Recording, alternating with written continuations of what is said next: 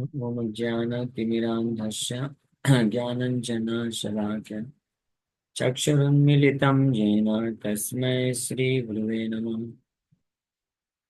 नमो विष्णुपादाय कृष्णप्रेष्ठाय भूतले श्रीमते भक्तिवेदान्त स्वामिनिति नामिने। नमस्ते सारस्वते देवे गौरवाणी प्रचारिणे निर्विशेषा शून्यवादी पाश्चात्यदेशतारिणे नित्यानंद नमस्तुभ्यं प्रेमानंद प्रदायिने कलो कल्मषनाशाय जानवापतये नमः।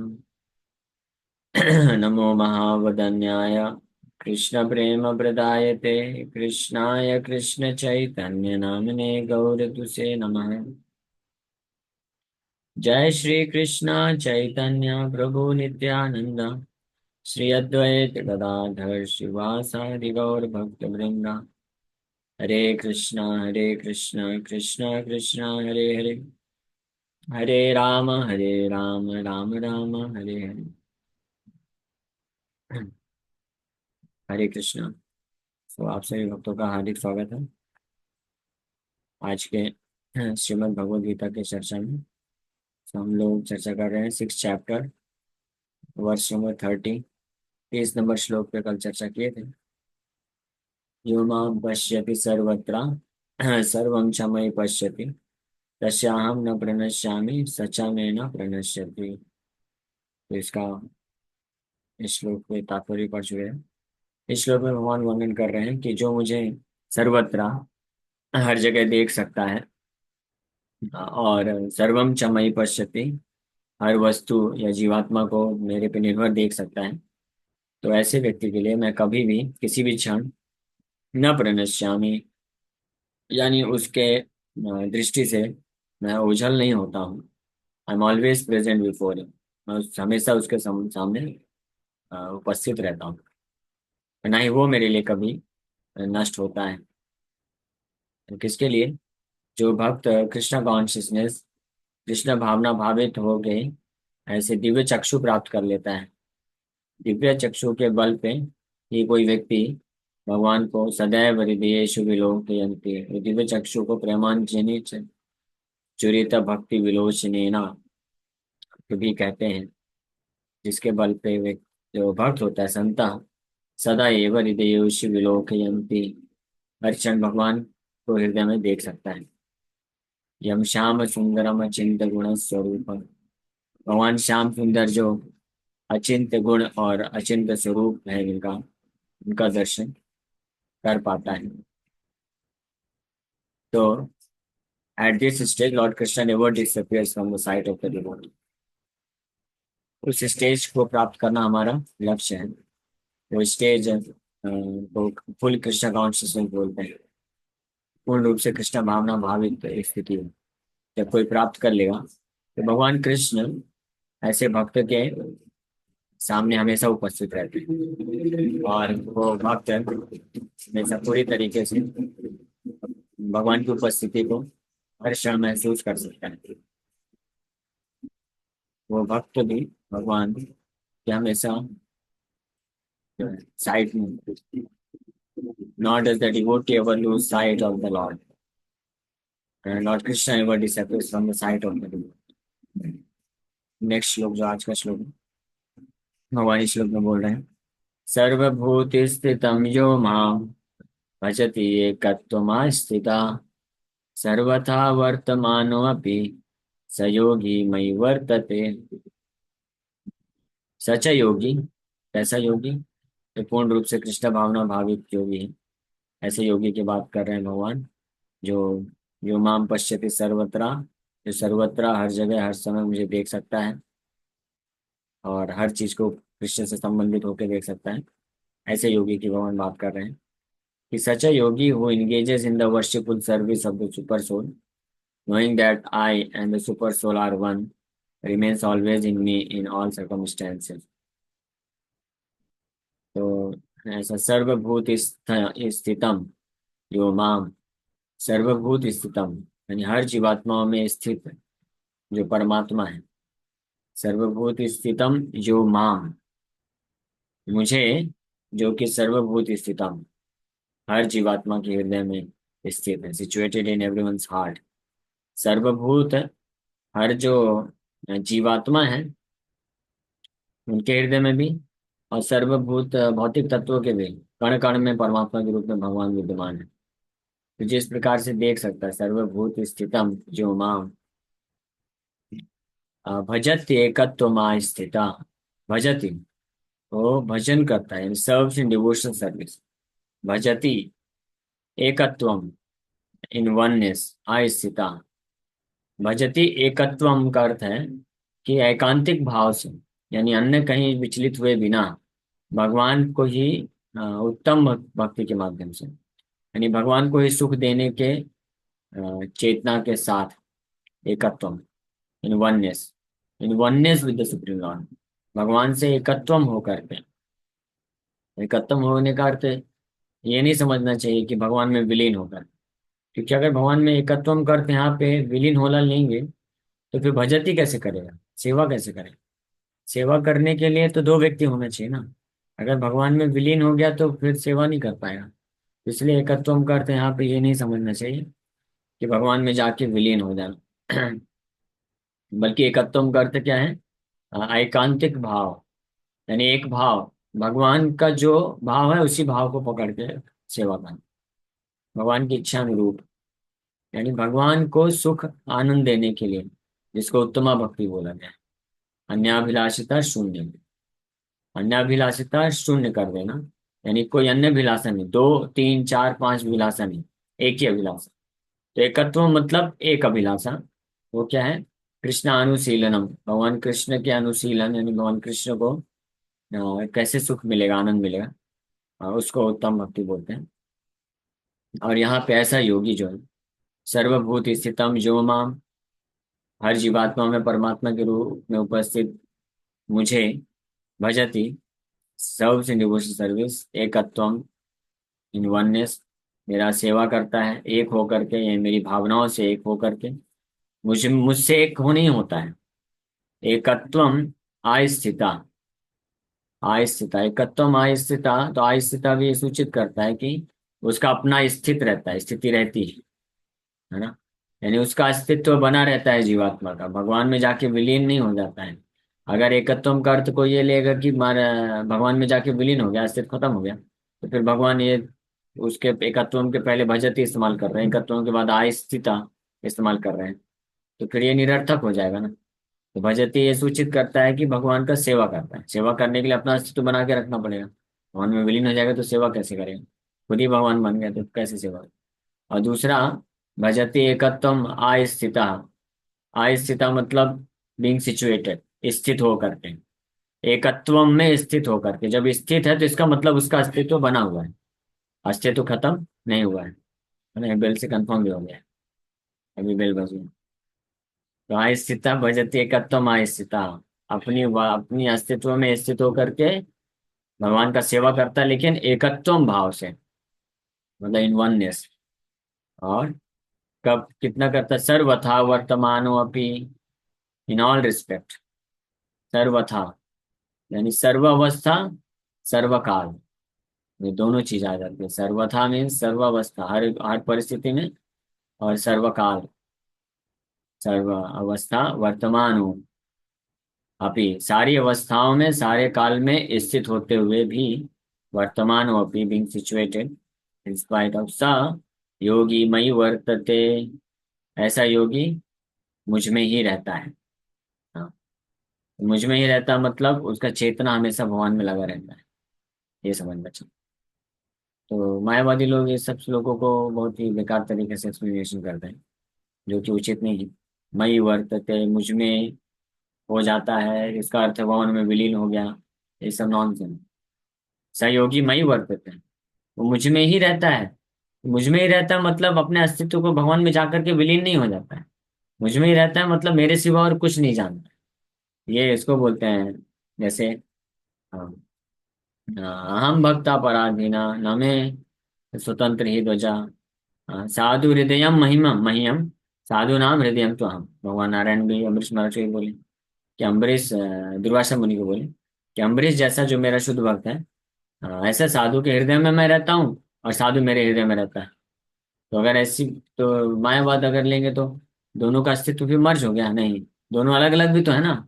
अमरीश महाराज तो अपना अलग थे, भौतिक जगत में थे, पृथ्वी में राज्य कर रहे थे। अब भगवान नारायण वैकुंठ में। तो क्योंकि शुद्ध भक्त है और अन्याभिलाषिता शून्य में, एकत्वम की स्थिति में है, तो इसलिए भगवान बोल रहे हैं कि वो साधु जो है वो मेरे हृदय में है, मैं उसके हृदय में हूँ। तो इसके लिए फिजिकल मर्ज होने की बात नहीं की जा रही। तो हमेशा ध्यान रखना चाहिए। ये सबसे जो है, जो लेस इंटेलिजेंट होते हैं वो इस प्रकार से ट्रांसलेट करते हैं, सोचते हैं कि योगी मई वर्तते, कि ऐसा योगी मेरे में चला जाता है। लेकिन ऐसे remains always in me in all circumstances, इसका अर्थ क्या समझना चाहिए? कि वो भगवान की चेतना में हमेशा रहते हैं, is conscious, he is always Krishna conscious. Krishna चेतना में उसका रहता है हमेशा। ये इसका अर्थ जानना चाहिए कि कभी भी वो भगवान के विमुख कार्य नहीं करता है, या भगवान को भूल करके कार्य नहीं करता। ये ऐसा मतलब है। कैसा योगी? जैसे योगी के लक्षण बताए गए। तो ये सब, ये जो श्लोक हैं एक एक करके ये सब मैनिफेस्ट होते हैं, प्रकट होते हैं ये सारे। लेकिन चालू कहाँ से किए थे भगवान? वहां से। जब योग साधन कोई करना चालू करता है तो सनिश्चयेन युक्तव्यो, यहाँ से चालू करना है। तो ये अलग अलग, यत्र उपरत्नते चित्तम, निश्चय के साथ, सनिश्चयेन युक्तव्यो योगो अनिर्विण्य चेतसा संकल्प प्रभवान काम त्यक्त्वा सर्वान शेषता मनसैवेन्द्रियाग्रामं विनियम्य समन्तता। तो जब इस योग मार्ग में निश्चय के साथ कोई अपने समस्त भौतिक इच्छाओं को नियंत्रित करते हुए और योग मार्ग में साधन में लगा रहता है, तो धीरे धीरे फिर शनैः शनैः रूपरमेत बुद्ध्यादिति गहितया आत्मसंस्थं मनः कृत्वा न किंचित अपि चिन्तयेत्। आत्म साक्षात्कार की स्थिति को प्राप्त करता है। और वो करते वक्त यतो यतो निश्चलति मन संचलन, वो बहुत प्रोसेस भी बताया। जब जब मन भागे, मन का स्वभाव है, उसको बार बार खींच करके आत्मनियम वसम नहीं तो उसको लेके आओ और योग मार्ग में लगा दो। फिर 27 नंबर श्लोक से भगवान ये ऐसे योग में जो समाधि की अवस्था में स्थित हो जाता है, यानी परफेक्शन सिद्धि को प्राप्त कर लेता है, तो इसके लक्षण बताना चालू करते हैं। प्रशांत मन संयम योगी नम सुखम उत्तमम उपैति, उत्तम सुख को प्राप्त करता है, प्रशांत मनसम हो जाता है। और सदात्मानम युंजन युंजन एवं सदात्मानम योगी विगत कल्मष सुखेन ब्रह्म संस्पर्शम, ब्रह्म को संस्पर्श कर जाता है, ब्रह्म को स्पर्श कर लेता है, ब्रह्म की स्थिति को प्राप्त करता है। अत्यंतम सुख न मसूते, अत्यंतिक सुख को प्राप्त करता है। फिर सर्वभूत आत्मान सर्वभूतानि चात्मन एक क्षते योग युक्त आत्मा, हर किसी के हृदय में परमात्मा के रूप में स्थित भगवान को एक क्षते देख पाता है, सर्वत्र समदर्शन हो जाता है। और फिर ऐसा योगी यो माम पश्यति सर्वत्र, ऐसा योगी जो मुझे हमेशा हर समय देखता है, हर जगह देखता है, तस्याहम न पुनश्यामि, उसके लिए मैं कभी भी विनाश नहीं होता हूँ, वो मेरे लिए विनाश नहीं होता है। और इसी प्रकार से आज के श्लोक में हम ये बोले कि सर्वभूत स्थितम यो मां भजति एकत्वमा स्थित सर्वथा वर्तमानोऽपि स योगी मयि वर्तते। ऐसा योगी मेरे में रहता है हमेशा, मेरा जो है भजन करता है एकत्वम के भाव से। Such a yogi who engages in worshipful service of the super soul, knowing that I am the super soul, I and the super soul are one, remains always in me in all circumstances. So a yogi who is practicing meditation on the super soul sees within himself the plenary portion of Krishna as Vishnu, with 4 hands holding conch shell, wheel, club, and lotus flower. एक योगी जो भगवान अष्टांग योगी की बात कर रहे हैं, जो भगवान को परमात्मा के रूप में ध्यान करता है, तो वो अपने हृदय में कृष्ण के एक विस्तार परमात्मा जो चतुर्भुज रूप में शंख चक्र गदा पद्म लिए हैं, उस रूप में विद्यमान रहते हैं। तो इसलिए the Yogi should know that Vishnu is not different from Krishna, जैसे भगवान बता रहे हैं। जैसे कई बार लोग परमात्मा को और कृष्ण को अलग समझते हैं, गीता का ही श्लोक कोट करके, जैसे सुबह में चर्चा कर रहे थे। कुछ मायावादी लोग बोलते हैं, भगवान बोल रहे हैं तम एव शरणं गच्छ, उसके शरण में जाओ। फिर हृदय से अर्जुन तिष्ठति, जो ईश्वर है सबके हृदय में विद्वान है, उसका शरण लो। हाँ, तो भगवान कृष्ण उसका शरण लेने को बोल रहे हैं, तो वो कौन है? वो निराकार है। इसलिए इसलिए कृष्ण का ध्यान नहीं करना है। लेकिन वो लोग ये श्लोक भूल जाते हैं कि इस श्लोक में भगवान क्या बोल रहे हैं। सर्वभूत स्थितम जो माम, सर्वभूत स्थितम, सारी जीवात्माओं के हृदय में उपस्थित जो ईश्वर है वो मैं हूँ। यहाँ पे भगवान बोल भी रहे हैं।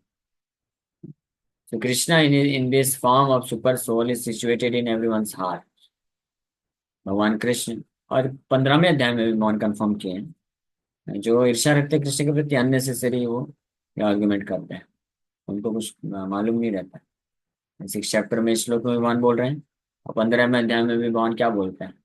सर्वस्य चाहम हृदि सन्निविष्टो मत्तः स्मृतिर्ज्ञानम अपोहनम। सर्वस्य यानी सबके हृदय में, अहम सन्निविष्टा, सर्वस्य चाहम सन्निविष्टा, मैं सन्निविष्ट हूँ यानी मैं विद्यमान हूँ। परमात्मा ही है वो, तो कृष्ण ही तो परमात्मा है, ये तो क्लियर कट मैसेज है। लेकिन ये सारे श्लोकों को निगलेक्ट कर देते हैं, और केवल भगवान ऐसे कुछ लोग बोल देते हैं भ्रमित करने के लिए। जैसे मान लीजिए कोई पिता अपने बेटे को बोलता है कि, मान लीजिए बेटे का नाम कुछ है, रोहन नाम है, बोला रोहन तुमको ये चाहिए ना, तो अपने बाप के पास जाओ। बाप कौन है? खुद ही है। पिता ही बोल रहा है बेटे को कि अपने बाप के पास जाओ, वो देगा। हाँ? तो इसका मतलब ये नहीं है कि कोई निराकार बाप के पास जाना पड़ेगा, बाप सामने खड़ा है। ठीक है? तो कभी कभी ऐसे लोगों को भगवान जो है भ्रमित करने के लिए इस प्रकार से लैंग्वेज यूज किए हैं। तमेव शरणम गच्छा, उसके शरण में जाओ, परमात्मा के शरण में जाओ। ये हमने सुबह खैर क्लैरिफाई किया है, भगवान ऐसा क्यों बोल रहे हैं। वो ये तर ज्ञान बता रहे हैं, अपने आप को गुह्यतम ज्ञान के लिए बचा के रखना चाहते हैं। इसलिए भगवान बोले कि परमात्मा का शरण लो। परमात्मा कृष्ण ही है, लेकिन ना जो मोस्ट कॉन्फिडेंशियल नॉलेज के लिए योग्य नहीं है, यानी जो पूरी तरह से कृष्ण को प्रिय नहीं है, या कृष्ण के प्रति जिसके हृदय में ईर्ष्या का भाव है, तो उसका भी उद्धार करने के लिए भगवान कृष्ण अपने आप को परमात्मा और ब्रह्म के रूप में उपस्थित करते हैं, मतलब प्रकट करते हैं। क्योंकि ब्रह्म और परमात्मा कृष्ण ही है, लेकिन कृष्ण को डायरेक्ट स्वीकार नहीं कर सकता है, इसलिए भगवान बोलते हैं ठीक है जाओ ब्रह्म का चिंतन करो, परमात्मा का चिंतन करो। तो ऐसा प्रतीत होता है कि ब्रह्म और परमात्मा अलग है, लेकिन अलग नहीं है। तो ये अन्य श्लोकों से पता चलता है, जैसे इस श्लोक में पता चल रहा है 15वें अध्याय के 15वें नंबर श्लोक से, कि मैं ही। और ब्रह्म के बारे में भी भगवान बोलते हैं, ब्रह्मणो ही प्रतिष्ठा हम, कि ब्रह्म जो ब्रह्म ज्योति है उसका प्रतिष्ठा मैं हूँ, वो मेरे पे आश्रित है, मेरा शरीर का तेज है ना। यश कनिश्वसित काल, नहीं वो क्या है, यदि ब्रह्म निष्कलम अनंत भूतम, यस्या प्रभा प्रभवतो जगदंड कोटि कोटि सशेष वसुधादि विभूति भिन्नम, तद ब्रह्म निष्कलम अनंतम। तो तद ब्रह्म निष्कलम अनंतम, ब्रह्म भी अनंत है, सनातन है, निष्कलंक है, यानी उसमें भी भौतिक कोई कलमश नहीं होता है। लेकिन वो क्या है, यस्या प्रभा, जिनकी प्रभा है, अंग कांति, यस्या प्रभा प्रभुवतो जगदंड कोटि, वह जिनकी अंग कांति ब्रह्म ज्योति, प्रभुवतो जगदंड कोटि, कोटि करोड़ों करोड़ों ब्रह्मांड जिनके, जिनसे निकलता है, जिस ब्रह्म ज्योति से निकलता है, जो निष्कलंक अनंत है। तो वो क्या है, भगवान कृष्ण का अंग कांति, इफल्जेंस ऑफ कृष्णास बॉडी। तो सारे शास्त्रों में ये सब प्रमाणित है। लेकिन वही वही बोलते हैं ना, इसलिए श्रील कृष्णदास कविराज गोस्वामी तो ऐसे लोगों को खुल के एक थप्पड़ लगाते हैं। क्या बोलते हैं कि उल्लू का एग्जाम्पल देते हैं। अगर आप उल्लू को ले जाएंगे सूर्य के सामने, बोलेंगे देखा सूर्य है कि नहीं है, तो उल्लू कैसे देखेगा? सूर्य के वो रोशनी आती है आंख बंद कर लेता है। हाँ? अंधेरे में आंख खोलेगा और रोशनी आते आंख बंद कर लेगा, तो कभी सूर्य को देख पाएगा? नहीं देख पाएगा।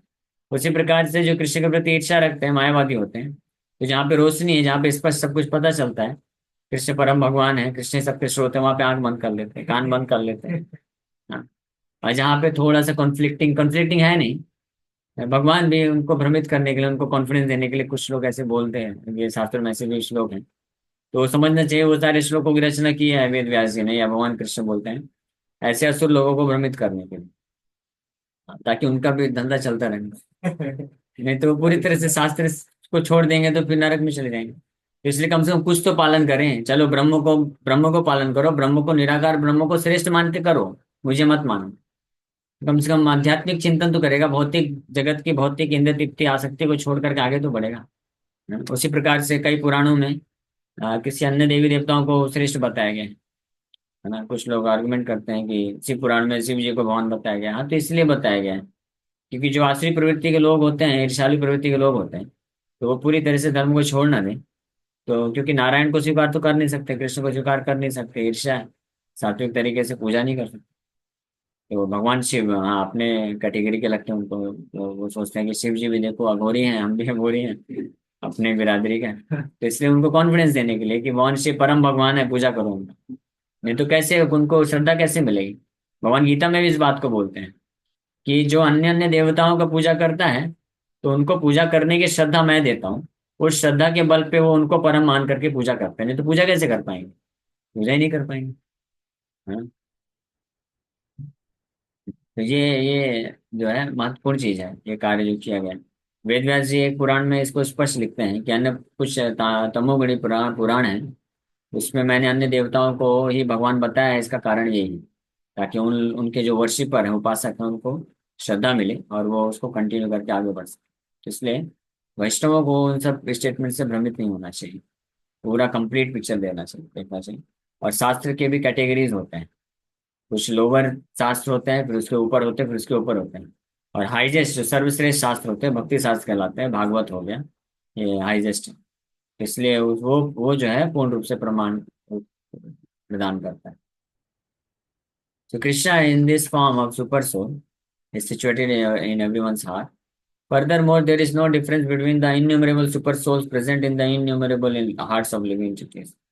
Nor is there a difference between a Krishna conscious person always engaged in the transcendental loving service of Krishna and a perfect yogi engaged in meditation on the super. तो भगवान कृष्ण ही परमात्मा है, और ऐसे असंख्य जीवात्माओं के हृदय में भगवान असंख्य परमात्मा के रूप में है, लेकिन वो असंख्य नहीं है, एक ही है।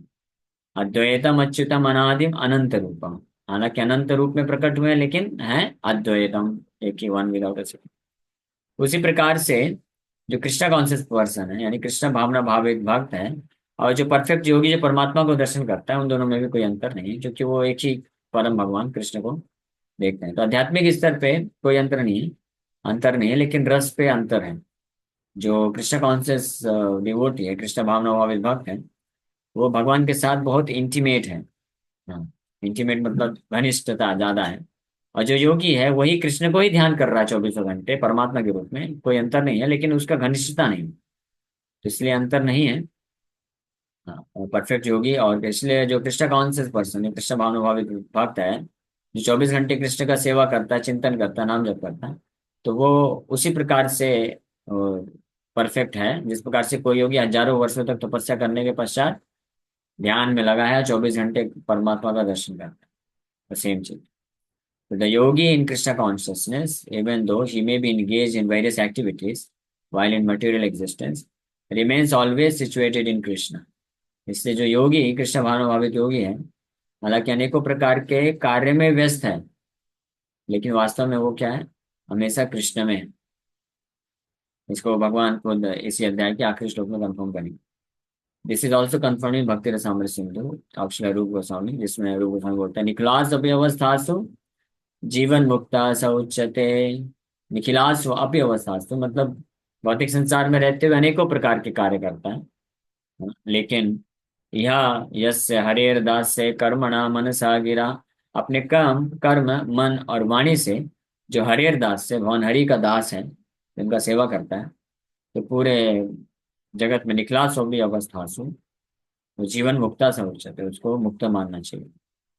A devotee of Lord, always acting in Krishna consciousness, is automatically liberated. इसलिए वो स्वाभाविक रूप से मुक्त कहलाता है। नारद पंचरात्र में भी इसको कंफर्म किया गया।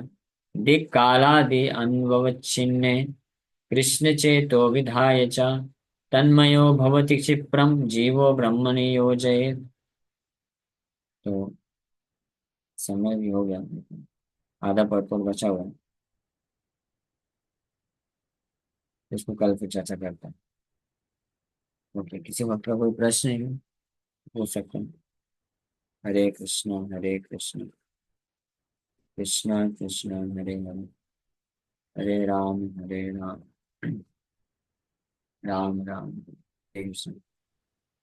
प्रभु जी, एक चीज ये सब समझना था कि जैसे परमात्मा के रूप में भक्त हर टाइम पे जो शुद्ध बुद्ध देख पाते हैं, जैसे अभी हाँ इस श्लोक पे चल रहा है। तो जैसे ब्रह्म का तो समझ में आता है कि वो ज्योति है, भगवान के शरीर का तेज है। तो क्या हाँ परमात्मा का भी कोई स्वरूप होता है? क्योंकि जैसे भगवान का तो साकार स्वरूप है, तो हाँ। परमात्मा का कैसे, वो किस टाइप परमात्मा से का देख? स्वरूप है। नहीं नहीं, परमात्मा का स्वरूप है, बहुत सुंदर स्वरूप है।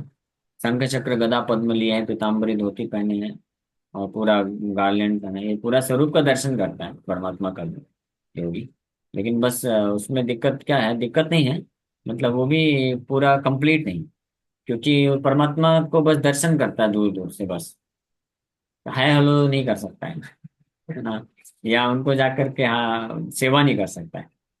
बस ऐसा समझ लीजिए कि आपके सेलिब्रिटी हैं, स्टेज में खड़े हैं, हजारों लाखों लोग हैं, तो आप बस दूर से देख सकते हैं और देख करके खुश रह सकते हैं। पास जाके बातचीत नहीं कर सकते हैं, या पास जाकर के कुछ उनको सेवा नहीं कर सकते। कृष्ण के साथ संबंध कैसा है कि जो सेलिब्रिटी है उनको आप घर में लेके आए, बैठाइए अच्छे से, नरेंद्र मोदी जी आइए, बैठिए, खाइए, आपको क्या पसंद है, और फिर आपसे वो बातें करेगा बढ़िया, है ना, जो भी आपको कि आपको ये अच्छा लगता है, आपके ये लेके आया हमने, अच्छा आपके लिए, आपका ये अच्छा है, हमने आपके लिए पकवान बनाया है। तो एक रिलेशनशिप जो है, संबंध जो स्थापित होता है। परमात्मा के साथ संबंध नहीं, दूर से बस हाय हेलो, हाय हेलो में नहीं होता, दर्शन होता है बस।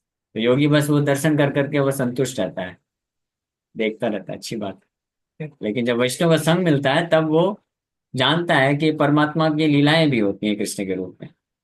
यही परमात्मा, जो कृष्ण ही परमात्मा के रूप में है, तो कृष्ण के बारे में जानो, उनके बहुत सारे गुण भी हैं। अभी तो बस आप सुंदर रूप देख रहे हो, लेकिन उनके गुण भी हैं।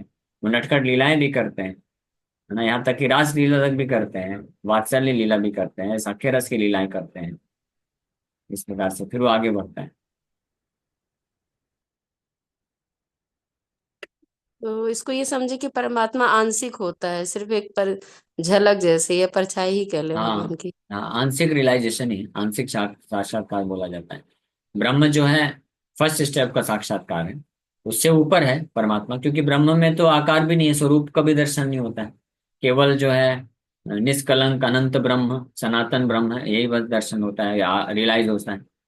परमात्मा इस तरह पे सत और चित दो चीज का होता है। चित मतलब नॉलेज, स्वरूप का ज्ञान भी हो जाता है, लेकिन आनंद जो नहीं मिलता अभी, सच्चिदानंद जो पूरा जो मिलता है, वो कृष्ण के साक्षात्कार से होता है।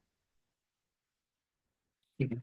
मतलब भाव का आदान प्रदान, भावना मतलब ये। हाँ ठीक यस, है। प्रेम में सेवा, भाव का आदान प्रदान। Thank you. इसलिए जो भक्ति योगी है वो सर्वश्रेष्ठ योगी है। जो अष्टांग योगी है वो सेकंड स्तर का योगी है। और जो ज्ञान योगी है वो थर्ड स्तर का योगी, वो भी योगी है, ट्रांसेंडेंटलिस्ट उसको भी बोला गया है, अध्यात्मवादी है। तो सबसे पहले स्तर का अध्यात्मवादी है ब्रह्म योगी, ब्रह्म निराकार ब्रह्म। उससे ऊपर है, श्रेष्ठ है परमात्मावादी। और इससे भी ऊपर है जो है कृष्ण कॉन्शियस डिवोटी, कृष्ण भावना भावित शुद्ध भक्त, सर्वश्रेष्ठ 100% रियलाइजेशन किसी के में। ओके, और कोई प्रश्न है?